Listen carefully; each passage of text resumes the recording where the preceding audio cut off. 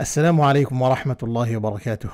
الحمد لله مولي النعم والشكر له على ما خص منها وعم، وصلى الله وسلم وبارك على جميع الأنبياء والمرسلين وعلى آلهم وصحبهم أجمعين. أما بعد، رب اشرح لي صدري ويسر لي أمري واحلل عقدة من لساني يفقه قولي. اللهم ابسط علينا رحمتك وانشر علينا من حكمتك وافتح لنا فتوح العارفين، ولا حول ولا قوة إلا بالله العلي العظيم. اللهم لا علم لنا إلا ما علمتنا إنك أنت العليم الحكيم. آمين يا رب العالمين. My dear respected brothers and sisters, welcome back, alhamdulillah, to another lesson of and establish prayer. وَأَقِمِ الصَّلَاةِ. You'll find this in so many places. إِنَّ الصَّلَاةَ كَانَتْ عَلَى الْمُؤْمِنِينَ كِتَابًا مَوْقُوتًا. And then in another place Allah says إِنَّ الصَّلَاةَ تَنْهَى عَنِ الْفَحْشَاءِ وَالْمُنْكَرِ.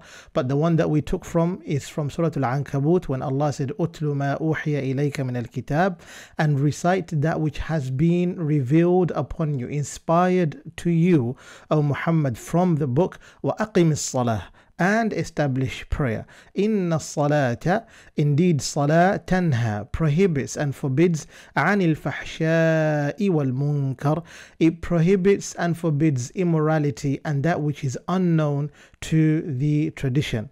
Wala dhikrullahi akbar, wallahu ya'lamu ma tasna'un. Alhamdulillah. And we are enjoying from those fruits. However, in our previous lesson we talked about the obligations of wudu. وَقُلْنَا أَنَّ فَرَائِضَ الْوُضُوءِ سَبْعٌ. The obligations of wudu, they are 7, as we explained. The obligations of wudu, they are 7. And in Al-Ashmawiyya we explained that there are things which he did not include in the 7 obligations of wudu, but then later on he mentioned them. For example, like in terms of making sure that the hair on the face is filled with water as long as you can see through your skin, and ensuring that your fingers are they go through one another so that water can go through them. You can rub through things like those which he mentioned separately.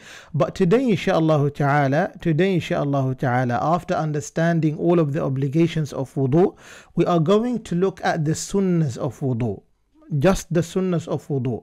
And there is something very, very profound that we need to take from this, is that you notice that there are actions which you might think they're complete if you do them in your obligations of the wudu itself, but the reality is that some of those actions are divided, and bits of the action is kept in the sunnahs, while the other bits of it is kept in the fada'il, the virtues of wudu. Because remember, when it comes to wudu, we're talking about 3 parts.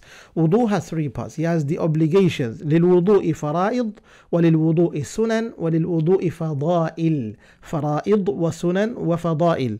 Wudu has the obligations of it, wudu has the sunnahs of it, sunnahs of the actions, and the same wudu has fada'il, the virtues, the actions which are known to be virtues of wudu.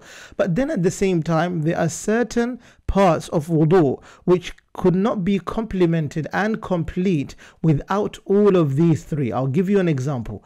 For example, like wiping your head. There's a part where it's obligation, and then there is an action of the same of when it comes to wiping the head, which is sunnah, and there is an action which is known to be a fadila at the same time. What does this entail? Is that wudu would not be complete basically until you have all of those, you understand all of those 3 parts of wudu. Aqsamul wudu thalatha, the divisions of wudu, the 3 of the divisions of wudu, and they are we said the fara'id, which are the obligations, then we said the sunans of wudu, the sunnahs of wudu, then we said the fada'il, the virtues of wudu. Now looking at the previous the obligations of wudu, the fara'idul wudu, you notice that when we were reading from Al-Ashmawiyya, which is the main text, he says that وَمَسْحُ جَمِيعِ الرَّأْسِ, and wiping the entire head. Now as a faridah, as an obligation, if you wipe all over your head, that's fine. You've wiped all over your head, isn't it? Whether you do this, it's fine. But then there is a certain method of wiping over the head. And from the Sunnah, we'll come to understand. When you read the Ibn Ashir text, Al-Murshid al-Mu'inu ala al-Daruri min ulum al-Dini, you find that as Ibn Ashir explains, he explains that there are only 7 sunan of wudu. ليس هناك إلا 7 سنن للوضوء. That's how you understand. لكن الأصح, the most accepted and that which is correct is that there are 8. There are 8 sunnahs of wudu. Now notice, this is how they go. There are 7 obligations of wudu plus 1 is equals to 8, and those 8 are known to be the sunnahs of wudu. 7, 8. What about the fada'il? We have 15 virtues of wudu, and we're going to discuss them in a different lesson. But today, inshallah ta'ala, let's look at the sunan. Now, when it comes to the sunan, majority of the things that we do, there are things that you keep on asking yourself, are they necessary? Do we have to do them? And I'm going to read from both Al-Mayyara, which did a sharh, Mukhtasar al-Durr al-Thamin, والمورد المعين على الضروري من علوم الدين على شرح المرشد المعين على الضروري من علوم الدين. You notice that Al-Mayyara Al-Fasi, when he was explaining, there are things that he was explaining in regards to the sunnahs of wudu, perhaps which you might not find in the Ashmawiya text, and that which you find is, for example, where is it? Allahul Musta'an. غسل اليدين أولا إلى الكوعين. غسل اليدين أولا إلى الكوعين. And what does it mean? It is to wash the 2 hands all the way to the wrist. Al-ku' is known to be the wrist, the bone in between where the wrist is. You see this more like a little eyeball bone here, and then you have the hooks that literally hold onto your wrist. That is known to be al-ku'. Now the first sunnah that we are talking about is washing the hands, but then you find that in Ibn Ashir over here in Al-Ashmawiya, Sheikh Al-Ashmawi Al-Rifa'i, he does not give us an explanation in regards to that. But when it comes to Al-Mayyara, he explains to us that Al-Ula غسل اليدين في ابتداء الوضوء قبل دخولهما في الإناء. He gives us a very, very clear explanation, first of all, by saying it is to wash the 2 hands at the very beginning of the wudu. Basically, you do not start the wudu without washing the hands. قبل دخولهما, before you insert them fil ina'i, in the tool or the utensil that you're using to do wudu. So if you're using a bowl, if you're using a bucket, if you're using a mud, which is the measuring cup which the Messenger sallallahu alaihi wasallam had, no matter what it is, as long as you are going to dip your hand in, and that is the sunnah, by the way. Now understand, as you do wudu, the sunnah of the Messenger sallallahu alaihi wasallam was to do wudu on his mud. Now that little mud was literally enough for him to do what?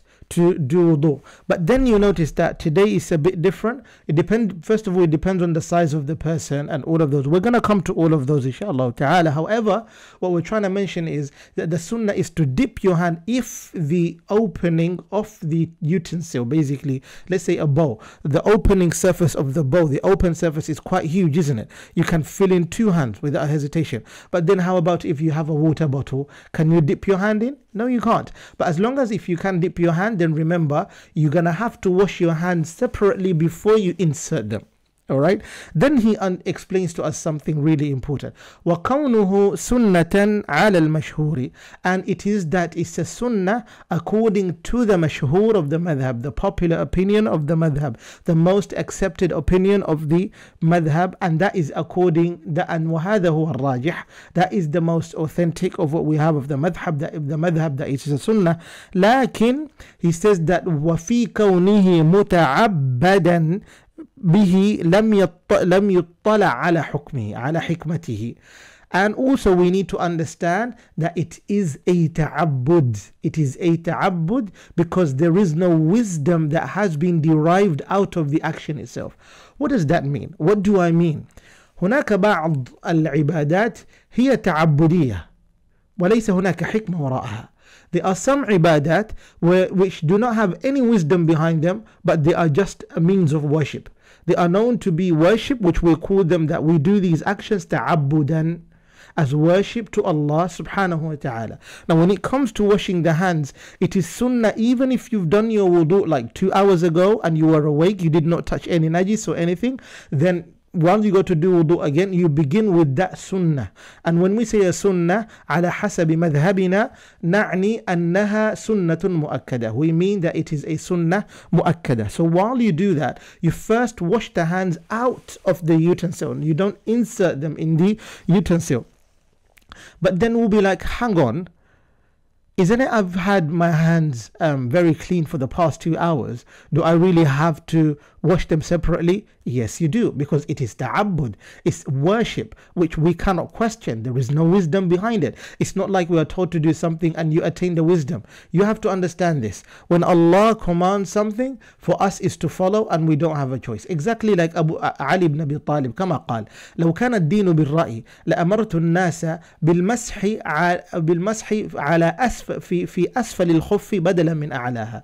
If this deen was according to people's opinions, ra'i, or maybe what they understand, their understanding, without having any laws from Allah directly, any divine law, then wiping beneath the khuf would have been much better than wiping on top of the khuf, because that's where the dirt is, because you step on that part, on that side of the khuf, isn't it? It's on your feet.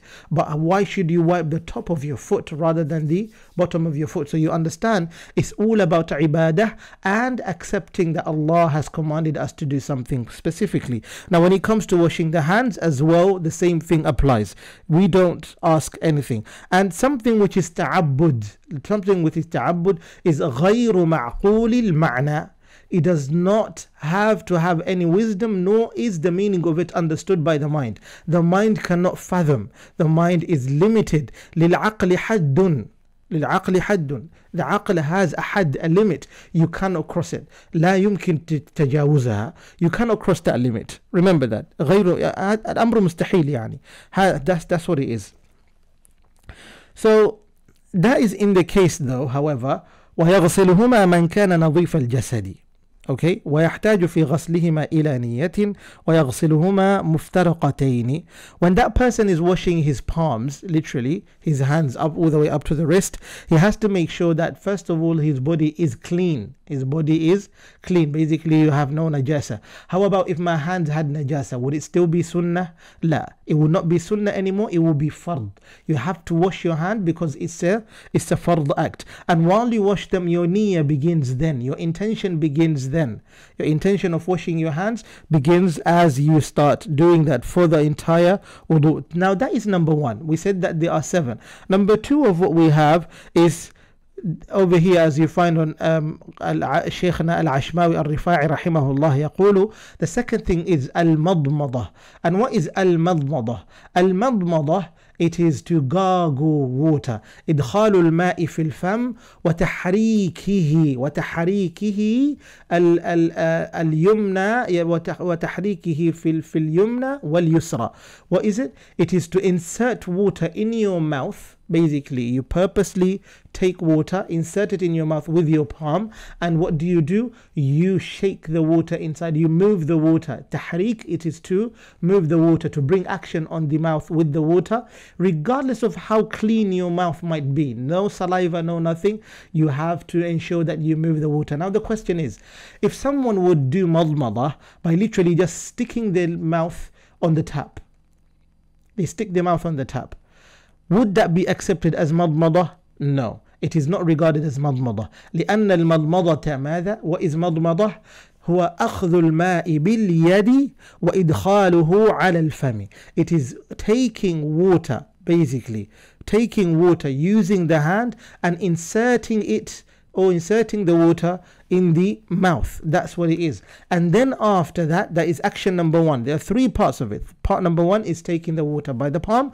and then inserting it into the mouth is number two. And number three, it is the movement of the water in the mouth, left and right, left and right. And then after that, number four, it is spitting it out. If you swallow it, that is not regarded as madmadah as well. You have to spit it out, inshaAllah ta'ala. So that takes us as number two. What about number three?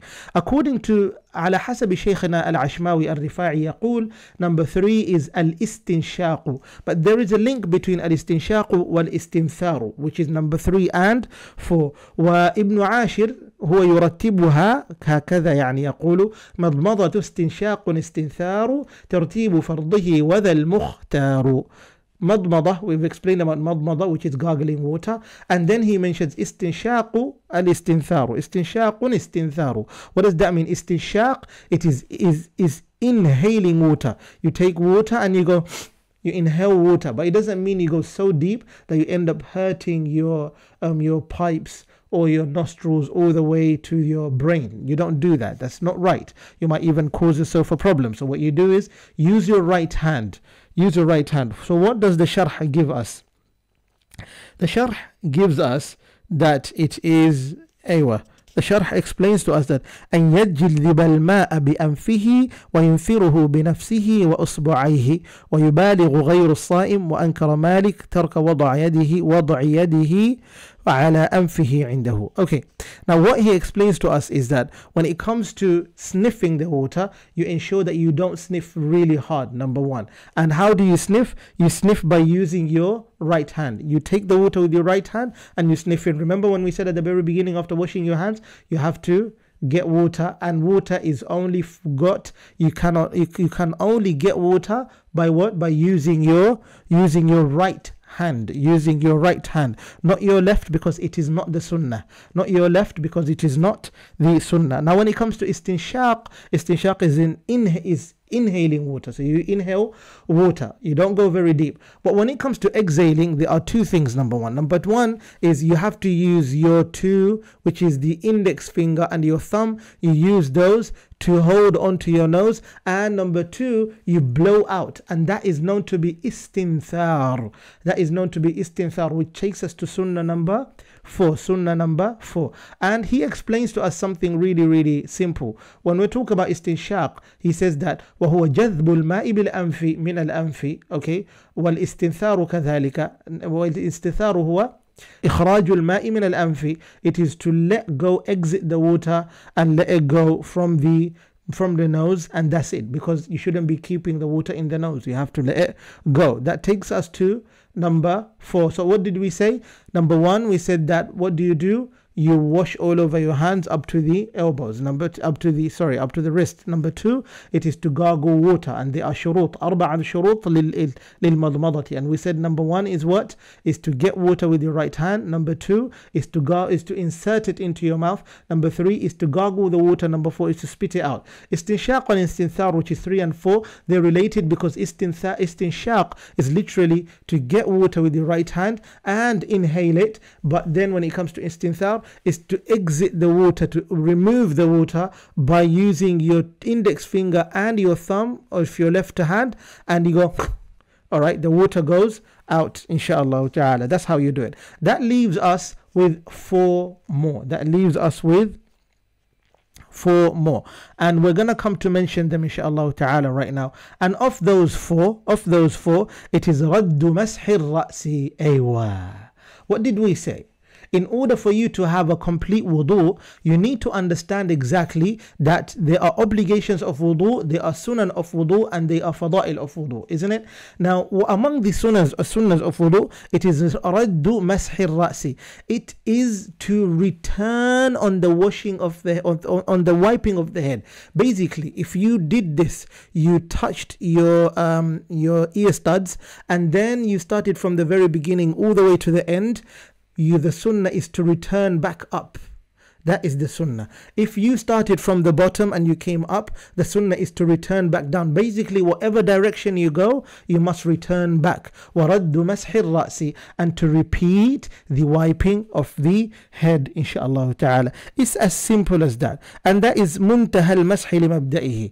Literally, from the very end of where you stopped, you go back all the way to the very beginning of where you started, depending on how you started. That is point. What point would it be? That will be sunnah number 5. That will be sunnah number 5. Now there is something that we need to mention as well. There is something about mashul udhunain. Mashul udhunain takes us to another 2 more sunnahs. It takes us to another 2 more sunnahs. And if we add those 2, it will be 6 and 7, right? 6 and 7. What do we have? Mashul udhunain, it is the wiping of the ears. Wiping the ears, literally from on the inside, all of this, okay, and the outside is a sunnah, walaysa faridah. It is not a fard. It is not a fard. It's a what? It's a sunnah. لكن هناك سنن تتبعها. There is a sunnah that follows it. And what is the sunnah?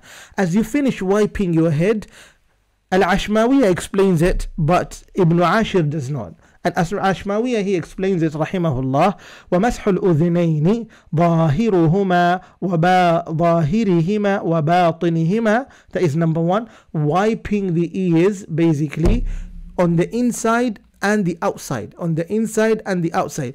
And number 7, تَجْدِيدُ الْمَاءِ لَهُمَا. And that is to do what? To renew the water for wiping the ears. You have to renew the water for wiping the ears. If I am not wrong, the Ahnaf or the Shafi'iyah, while they do wudu and wipe over the head, by the way, the Shafi'iyah, they just do ba'd al-ras, some of the head, when it comes to wiping, even if it's ثلاثة شعرات, 3 hairs, خلاص. لكن المهم ما نأخذ من مثلا في من مذهب من المذهب الحنفية, from the Hanafiya school of thought, you notice that when it comes to wiping the head, they wipe, and then the same hands they used to do what? To wipe their ears at the same time. But when it comes to wiping your ears, renewing the water is of utmost importance, inshaAllah ta'ala. Bear that in mind. Which takes us to the very last, a little bit awkward sunnah. Very last, quite awkward sunnah.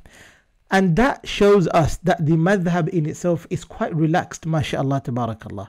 And if you find that the madhab is quite relaxed, it makes life easier for each one of us, that we know when to apply what and when and what and when not to. So for example, I gave this example before, if I'm not wrong, but I would mention it again so that you can remember.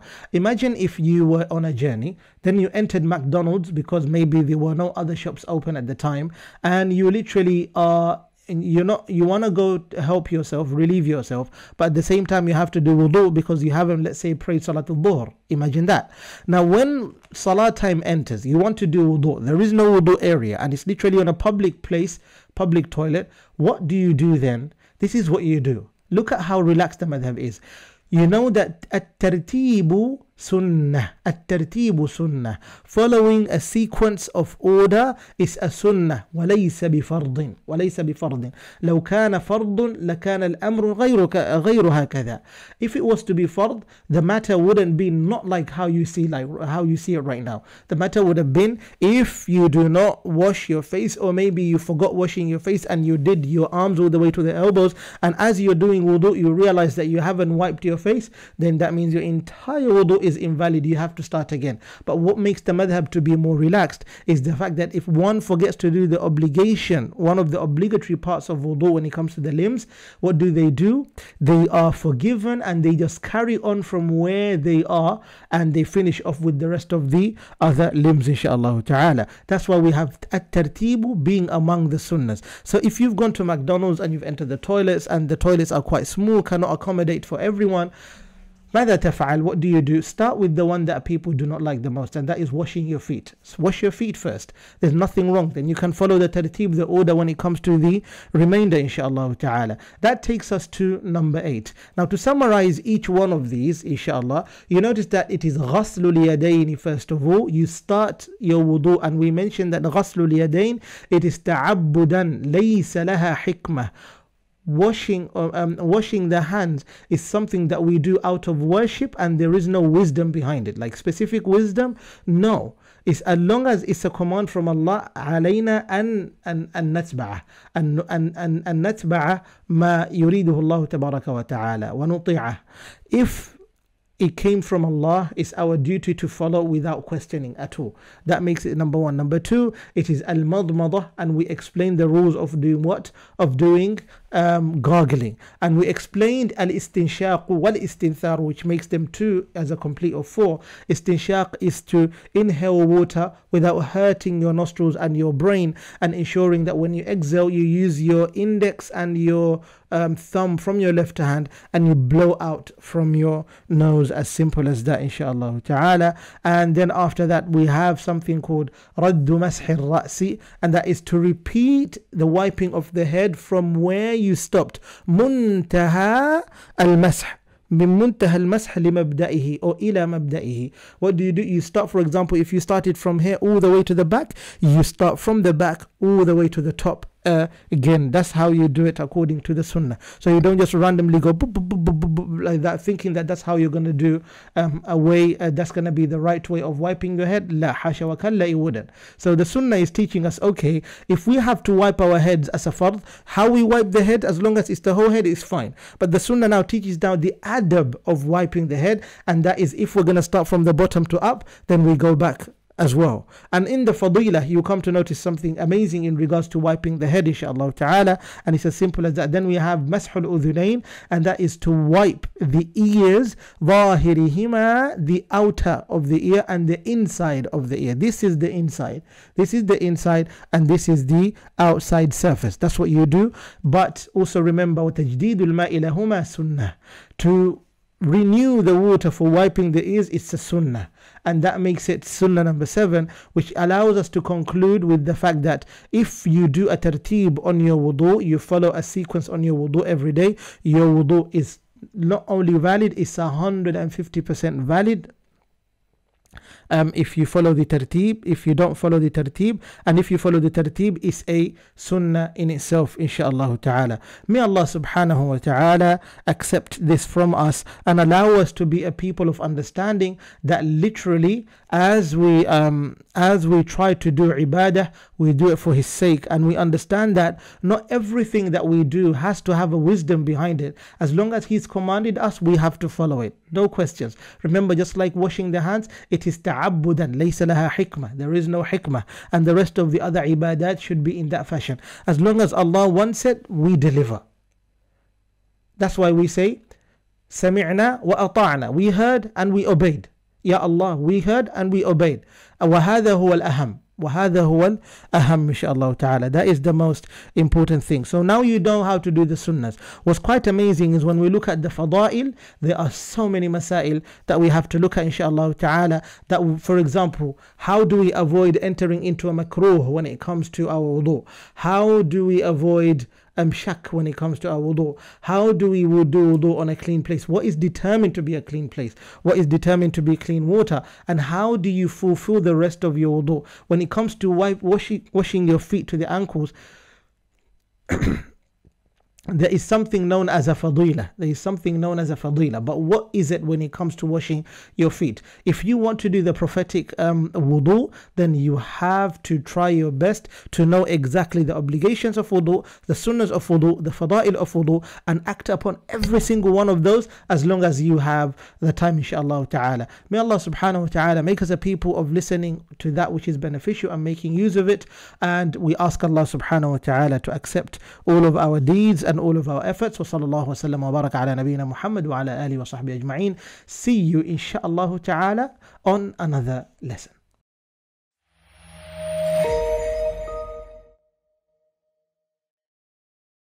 أعوذ بالله من الشيطان الرجيم. خلق الله السماوات والأرض بالحق إن في ذلك لآية للمؤمنين. أتل ما أوحي إليك من الكتاب وأقم الصلاة إن الصلاة تنهى عن الفحشاء والمنكر ولذكر الله أكبر والله يعلم ما تصنعون. يعملون